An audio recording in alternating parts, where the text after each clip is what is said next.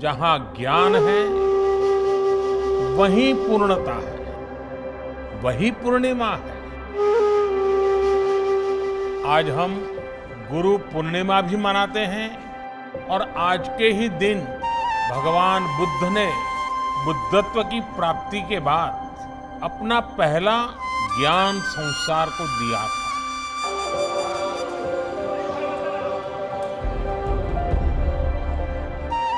जब उपदेश करने वाले स्वयं बुद्ध हो तो स्वाभाविक है कि ज्ञान संस्कार के कल्याण का पर्याय बन जाता है। त्याग और तितिक्षा से तपे बुद्ध जब बोलते हैं तो केवल शब्द ही नहीं निकलते, बल्कि धम्म चक्र का प्रवर्तन होता है।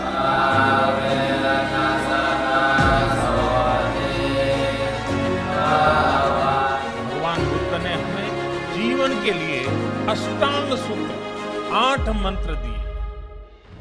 सम्यक दृष्टि, सम्यक संकल्प, सम्यक वाणी, सम्यक कर्म, सम्यक आजीविका, सम्यक प्रयास, सम्यक मन, सम्यक समाधि यानी मन की एकाग्रता। मन, वाणी और संकल्प में, हमारे कर्मों और प्रयासों में अगर ये संतुलन है तो हम दुखों से निकलकर प्रगति और सुख को हासिल कर सकते हैं।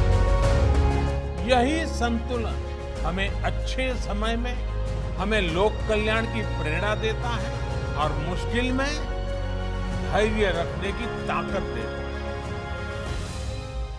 धम्मपद कहता है, वैर से वैर शांत नहीं होता, बल्कि वैर अवेर से, बड़े मन से, प्रेम से शांत होता है। बुद्ध का ये ज्ञान, मानवता का ये अनुभव जैसे जैसे समृद्ध होगा, विश्व सफलता और समृद्धि की नई ऊंचाइयों को छूएगा। बुद्ध मानवता के सामूहिक बोध का अवतरण है। बुद्ध बोध भी है और बुद्ध शोध भी है। बुद्ध विचार भी है और बुद्ध संस्कार भी है। बुद्ध इसलिए विशेष है कि उन्होंने केवल उपदेश नहीं दिए, बल्कि उन्होंने मानवता को ज्ञान की अनुभूति करवाई। उन्होंने महान वैभवशाली राज्य और चरम सुख सुविधाओं को त्यागने का साहस किया। निश्चित रूप से उनका जन्म किसी साधारण बालक के रूप में नहीं हुआ था, लेकिन उन्होंने हमें यह एहसास करवाया कि प्राप्ति से भी ज्यादा महत्व त्याग का होता है। त्याग से ही प्राप्ति पूर्ण होती है। इसलिए वो जंगलों में विचरे, उन्होंने तप किया, शोध किया।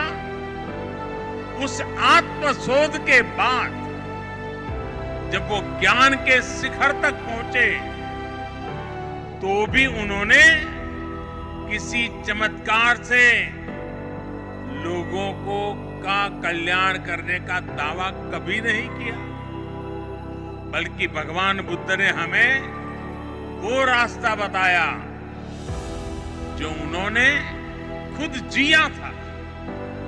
उन्होंने हमें मंत्र दिया था, अप्पदीपो भव भिक्खवे, अप्पदीपो भव भिक्खवे, परीक्षा भिक्षवो, ग्राह्यम मद बचो न तू गौरवाद।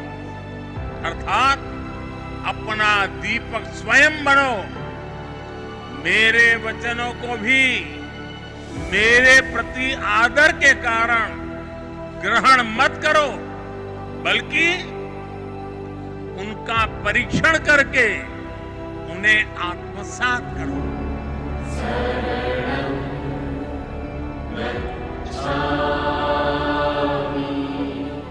भगवान बुद्ध का कथन है, सुप्प बुद्धम प्रभज्जन्ति सदा गौतम सावका एसम दिवाचरत्तो च भावनाए रतो मनो। अर्थात जो हमेशा मैत्री भावना में, सद्भावना में लगे रहते हैं, गौतम के वे अनुयायी हमेशा जागृत रहते हैं। यानी वही बुद्ध के वास्तविक अनुयायी हैं। इसी भाव को लेकर आज हमें पूरी मानवता के लिए काम करना है। इसी भाव को लेकर हमें संसार में मैत्री भाव को मजबूत करना है। भगवान बुद्ध के प्रति जिस तरह का भाव और भक्ति हम सभी रखते हैं, शायद उसका बयां करने के लिए शब्द कम पड़ जाए। जैसे लोग मंत्र से मुग्ध तो होते ही हैं, वैसे ही हम बुद्ध से भी मुग्ध होते हैं। सिद्धार्थ से गौतम बुद्ध बनने की यात्रा,